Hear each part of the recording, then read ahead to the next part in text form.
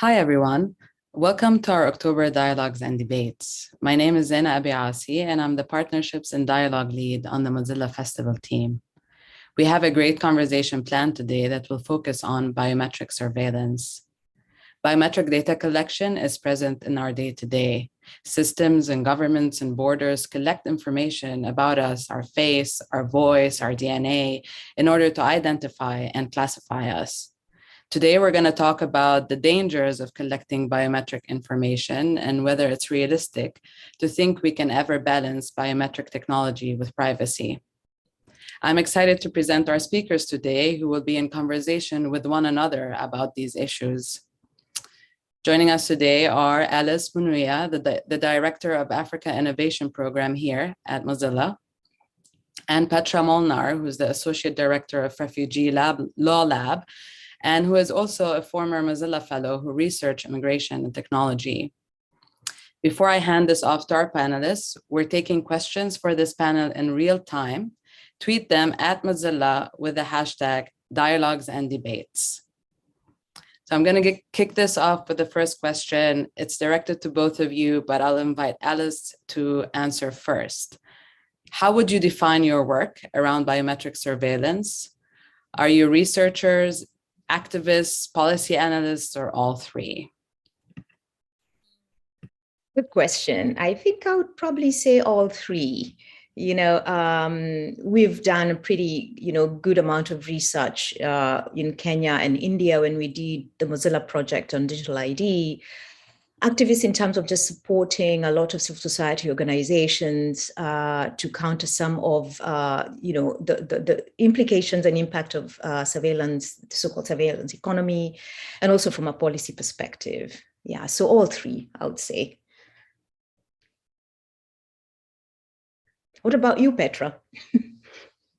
Yeah, definitely all three as well. And in a way, it's also been shifting a lot for me because I didn't start off in the digital rights space at all. I'm an anthropologist and a refugee lawyer by training, and I stumbled into digital rights quite by accident. And largely through my Mozilla fellowship years ago, I kind of transitioned into trying to understand the impacts and some of the most kind of sharp manifestations of the ways that technologies and biometrics are playing out at the border on refugees and migrants and people on the move.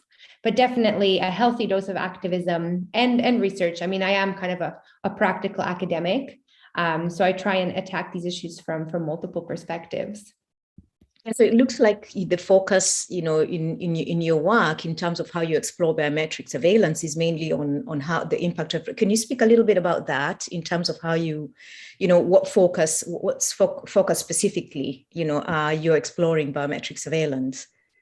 Yeah, absolutely. I mean, essentially, my work tries to center the lived experiences of people who are at the margins, people who are really experiencing the sharpest ways that biometrics are playing out in humanitarian disasters, in refugee camps, and in and around the border.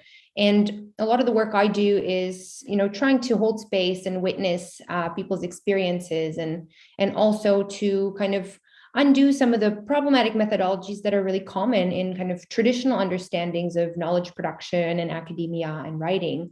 I see it much more of a collaborative approach, but also to push the policymakers to think about how these technologies are actually manifesting on the ground. And particularly in terms of, the COVID situation as well, and the increasing securitization of borders that we're seeing all around the world. It really is now incumbent upon all of us, I think, to think about the real world impacts that this technology is having.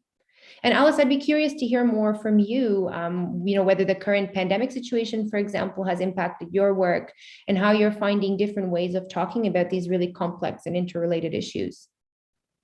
Yeah, the ongoing pandemic actually has kind of, reintroduced, there's a huge and growing surveillance, that's ongoing especially in the African region, and in some spaces where the infrastructure permits, the biometric data is actually being used to monitor borders, as well as to grant access to government services, such as, the welfare payments and to protect commercial entities.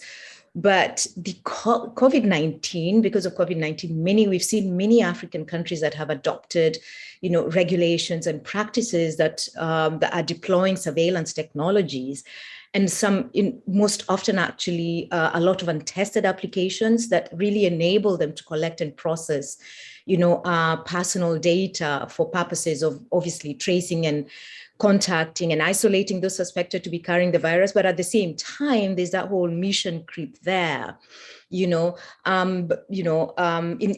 there's the COVID excuse on one end, in terms of, addressing a really serious public health issue.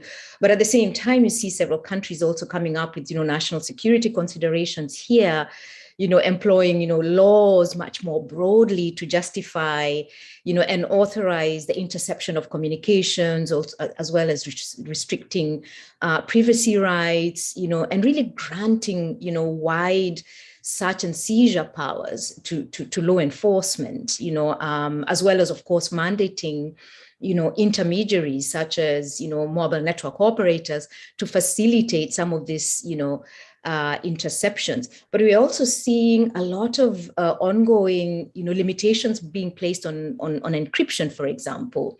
Essentially, again, beginning to erase some of, the privacy and data protection rights that we assumed to have gained, with very few provisions that require the protection of that personal data, through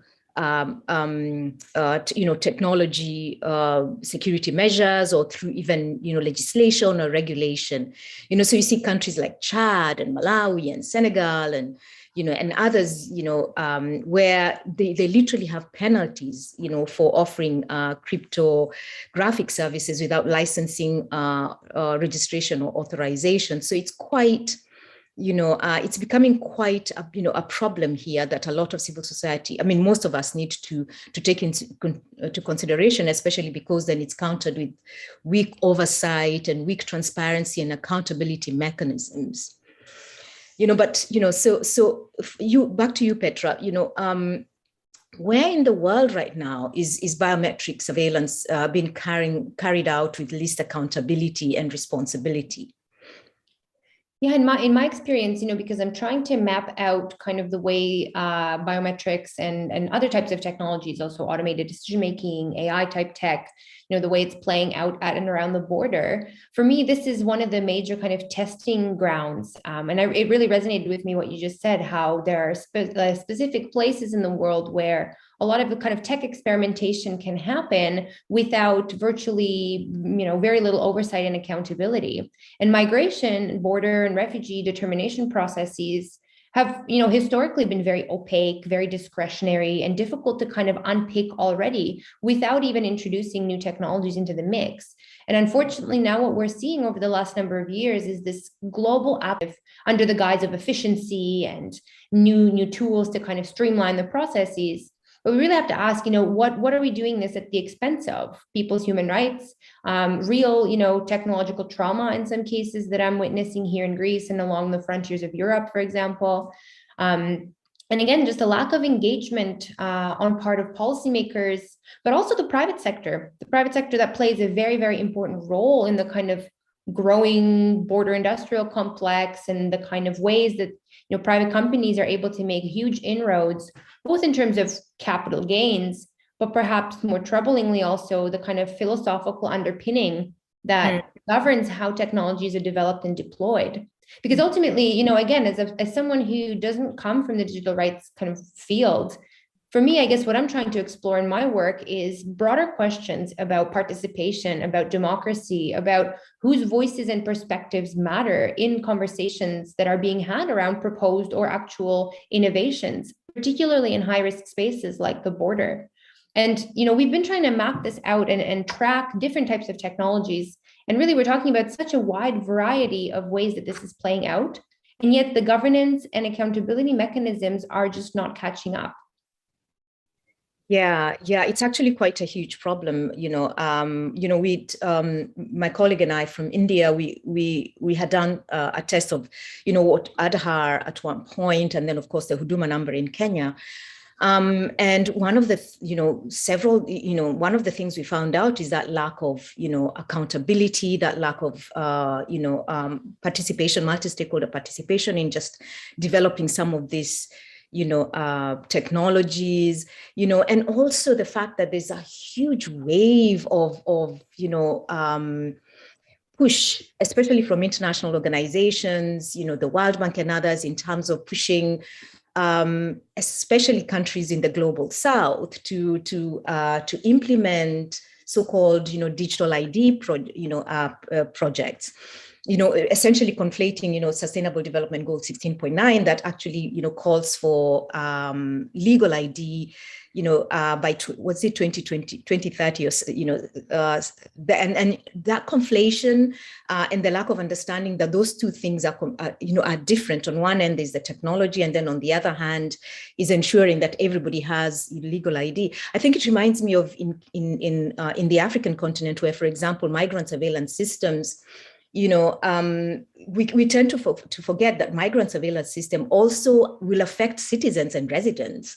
So it's not just, we tend to think, oh yeah, that's a migrant surveillance system that's being developed by, for example, the UNHCR and the Kenyan government that was targeted, for example, towards refugees that in Dadaab. But something that happened, especially in Kenya, was a lot of those people that live close to, a lot of Kenyans that live close to that refugee camp in Dadaab in northeastern Kenya, went and registered as refugees. Why? So that they could access some of the food rations and, to obtain food aid.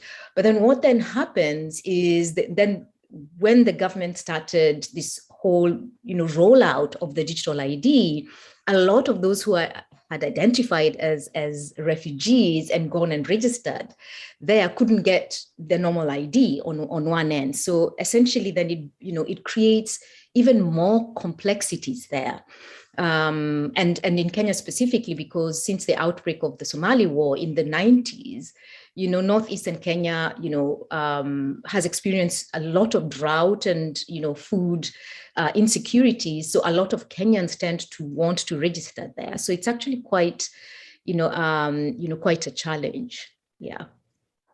But do you feel, Alice, like some of these conversations are moving forward in productive ways and are more and more kind of actors and perspectives being brought into the conversation? Or do you feel like there's a lot more to be done in the kind of bridges that we need to build between disciplines, between lived experience, between different levels of policymakers?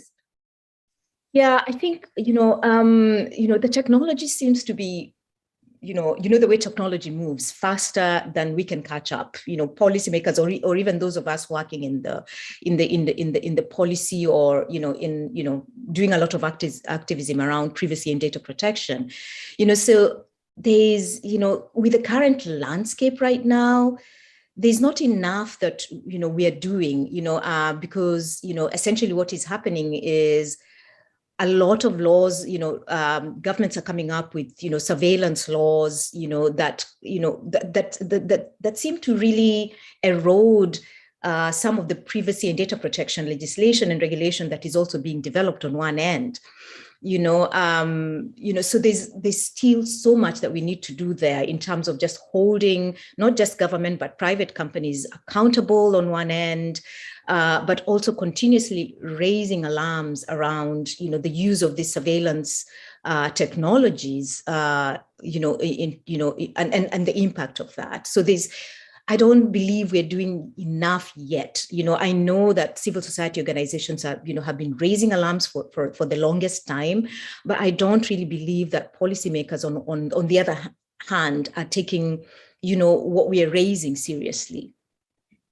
Yeah, and I think I have to agree. And also a lot of it has to do with the framing. And, I always found it really interesting as someone who kind of entered this space from a different disciplinary perspective and background, the kind of focus on privacy and data protection, which is really, really important, of course. And it's a foundational issue that, is incumbent upon all of us to try and, like you said, raise alarm against and all of that. But also there's a whole host of other issues that we need to talk about too. Discrimination and equality in terms of algorithmic and automated decision making, the kind of growing biometric mass surveillance regimes that seem to be cropping up everywhere, the impediments on freedom of movement, freedom of expression, all these other rights that are really kind of under threat. Not to even mention then some of the administrative legal principles once we start augmenting or replacing human decision makers with algorithms or automated decision making in something as discretionary and high risk as immigration decisions. It's really worrying, particularly when the kind of oversight and governance mechanisms that really should be in place are not.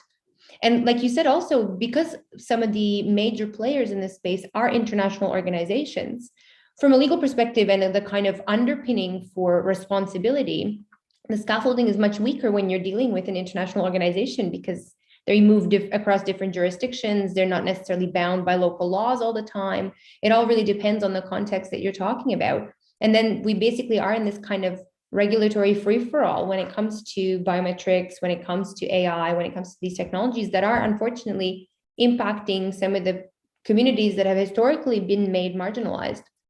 Yeah, exactly. And in fact, talking about marginalization, there's this whole new concern, around, the global south and the really vibrant tech sectors that are coming up, in Kenya, South Africa, Nigeria, for example. And so we are witnessing a huge expansion of internet and mobile use. And so very many new people, accessing the internet for the first time, and this is what they get. So, I can imagine that the trauma of you accessing the internet for the first time in your life using your mobile and, your fast engagement in terms of, accessing the internet is, surveillance, it's stealing of your data. It's actually quite, quite an issue. And also the fact that the key drivers of these biometric surveillance systems are governments, an international organization. It's actually, really worrying. And then the issue that global South countries, especially the African region, are quickly becoming the testing ground. I think this cannot be emphasized, enough, for emerging, especially surveillance and biometric technologies, with China and the United States leading the way in piloting, some of these technologies and offering them on a trial basis, discounted trial basis. So this has become the selling of these kind of technologies to be tested by global South governments and private sector has become a geopolitical strategy, that then, supports the building up of surveillance norms, what will become surveillance norms, despite the fact that we have really comprehensive regional initiatives such as the African Union, Convention on Cybersecurity and Personal Data Protection, but also a group of experts there, and we should really charge these experts to ensure that these emerging technologies, apart from their benefits, also really identify and identify the harms that and regularly review those harms as well.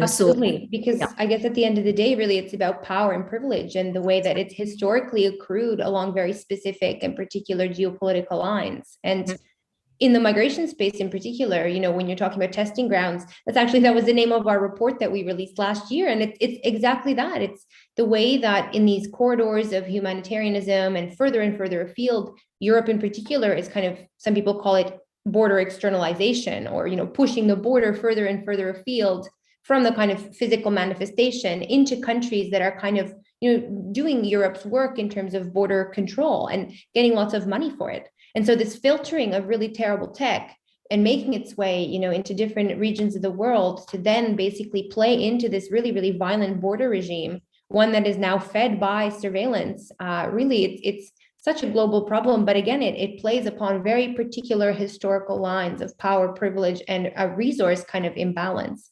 Exactly. And what do we do about that? It's tricky. I mean, I'm all for abolishing the border, but, in kind of daily manifestations of how we can push against this, how can we have some of these more radical conversations, these more, world building and dreaming type conversations about what the world that we want to have could look like when we are dealing with these really, really sharp, difficult manifestations of it. Yeah, it's shocking, really. And it's not just, when you think about it, it's not just, governments that are doing this. And, it's also, back to, the question around power and privilege. It's also, the way our, biometrics and are being used for example, micro marketing and all of that, from the private sector, and then on top of that, what we are also seeing is, during elections, I mean, the Kenyan elections are coming up in August in 2022. And, I shudder to think about, how, in terms of, as you're verifying, for example, voter identity during elections. And, of course, there's going to be all of that monitoring of border movements, and how we discuss that and ensure and hold not just governments, but some of these private sector, companies accountable, but also the service providers of some of these, surveillance technologies. How do we do that? Is, I think, a huge question. And I know some of the proposals around addressing some of these issues, for example, developing or creating data protection authorities, but some of them actually are not that empowered. So, we're seeing a wave of data protection authorities being created across, for example, the African continent, but they're not empowered. They don't have a budget. Some of them are still under the Ministry of Information Communication, so literally not completely independent. So I'm not sure, I think we really do need to keep pushing to ensure that, the DPAs and, the policymakers are, empowered enough and independent enough to be doing, their work around creating regulations and ensuring that they're holding, controllers and those who control and collect data are held accountable. Yeah, absolutely. But what I struggle with in my work sometimes is really getting policymakers to care, because I think that goes back to one of the things that you were talking about earlier, this kind of way that we sometimes talk about these issues in silos. Well, this is just playing out in the criminal justice system. Oh, well, this is just welfare issues. And this is just a refugee camp, something very, very over there, marginalized. We're not going to think about it. And then when you go to Brussels or DC or, another place where there's a lot of policymakers doing a lot of thinking about this, how do we translate the human impact into something that policymakers can really sink their teeth into and say, okay, let's do something about this? For me, the power of the human story and the kind of way of trying to translate these issues away from this kind of, abstract theoretical conversation around even something like data and biometrics, but really talking about what this is doing to real people and real communities as well, because we need a more collective-based approach, not just one based around the individual, but also about community and collective impacts that this is all having. It can have actually, a really strong kind of push to try and get people to think about these issues in a different way. But also there just seems to be this kind of siloing, and particularly also when, you were talking about private companies and the developers, there's a huge divide, when I meet with tech companies or people who are developing this technology. A lot of them have maybe never even met someone who applied for refugee status, or someone who was in a criminal court, or who had to apply for welfare, or who was a victim of, biometric mass surveillance, because that divide is so present between those who get to think about things creatively and develop technology for the sake of innovation, and then the way that this is actually playing out on the ground. And I think we need to think about creatively how to bridge these divides. And conversations like this are really helpful. I think Mozilla does a great job of trying to unpack these issues from a really kind of multifaceted perspective. But for me, it really goes to show how far we still have to go to kind of unpick these ideas together. Yeah, I love that. I like the, the offering of really practical ideas on how we can address some of this, issues. And I like that, the humanizing, sharing real experiences there. And I find that what has been really successful, for example, I mean, I keep giving Kenya as an example here because that's where, that's my country and that's where I have, lived experiences, is, one of the things that, successful was, a number of civil society organizations, and Mozilla supported this together with the Media Network, the Kenya Human Rights Commission and several others, including Namati and others that are really, fight for immigrant issue. I mean, that focus on immigrant issues there, and eventually, I think was it a couple of weeks ago, a group of judges in Kenya literally said that the government had not fully appreciated the extent and the application of the Data Protection Act in the rollout of the biometric system that was meant to be taking a really huge amount of sensitive data from Kenyans and residents there, including refugees. And they hadn't actually taken into account some of the provisions of the Data Protection Act as they continued to roll out the Huduma Number project. So while, a lot of us Kenyans, I say we are really tired of, because sometimes there's a whole duplication of identity registration. And so the government had introduced, what they were calling a single source of, information for an individual. The government had actually not taken, the concerns of exclusion, especially, as I mentioned earlier, and, privacy and surveillance around digital ID into consideration. And so they've actually stopped the rollout of the Huduma number, which, for me is a really great lessons here that we can learn in terms of, perhaps see how, this approach can be applied in other parts of the world in terms of holding governments accountable. On one end, you developed a really substantive and really great data protection legislation here, but you're not abiding by it in rolling out, some of these surveillance systems. So, I find some of those examples really great. I don't know about you, whether there are other examples that you may have or what has been successful, fight against some of these systems actually. Mm-hmm. Yeah. And, from a legal perspective, I do think the next, let's say 5 years are going to be extremely instructive as more and more people start challenging what is happening when it comes to surveillance, but also automation and AI and the kind of expectation that a person can have when interacting with kind of, technology that's developed by a state for a variety of public purposes.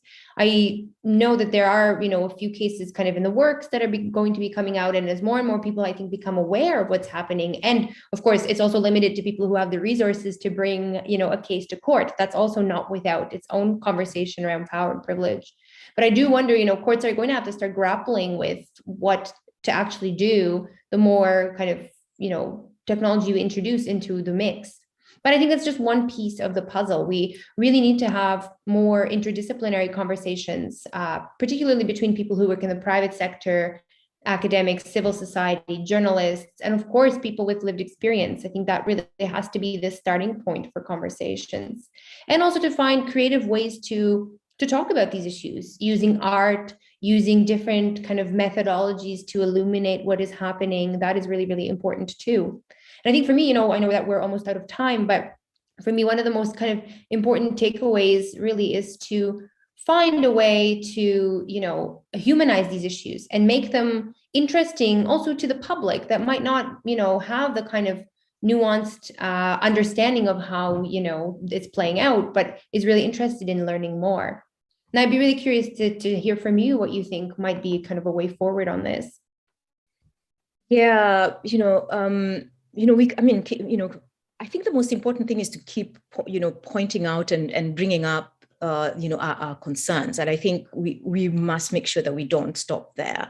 And at Mozilla, we are quite good at that. We've been, we're quite keen on following what's going on.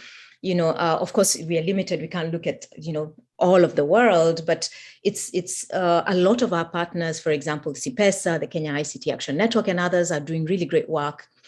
Kenya Human Rights Commission and others are doing really great work in making sure that they are all, they're part and parcel of this, of what's going on when it comes to surveillance technology and holding governments accountable. So in terms of advocacy, a lot of advocacy around that, and a lot of, holding governments accountable And we did put out a really great white paper, that provided, several elements, using, openness as a concept, that provided several elements around, examining and making recommendations around this aspect of, digital ID, biometric ID surveillance, and one of the areas was, continue to hold governments and private sector accountable, continue to, to fight for inclusion and participation. In Kenya, for example, we have a constitutional provision that forces every public policy official to ensure that any policy that they're developing is subjected to, public comment periods. And so continuing to hold that accountable, but also holding international organizations accountable as well. The pushing back such that, we avoid conflating legal ID and digital ID, and insist that as they provide support for governments from the global south to implement a lot of this digital ID technologies, that they actually really take into consideration the implications and impact of that, because these are new technologies. So it's, again, continuing to do exactly what we've been doing and raising concerns and, fighting for inclusion, accountability, transparency. Absolutely. Oh, yeah. Yeah, back to you, Zaina. Thank you. Well, thank you both for this great and important conversation, and for sharing your work and sharing solutions and threads on how we can move forward and combat some of these issues. Thank you all for tuning in. You can watch more content like this over at the foundation.mozilla.org. Keep an eye on our social media at Mozilla on Twitter and Instagram, where we announce future dialogues and debate panels. Special thanks to Kevin Zawacki, Audrey Hingle, Mark Walsh, Alex Ars, and Mozilla's AV team, and our fantastic panelists. And take care, everyone. Thank you, Petra. Thank you, Zaina. Thank you so much, Alice. And thank you, Zaina, and all. Bye.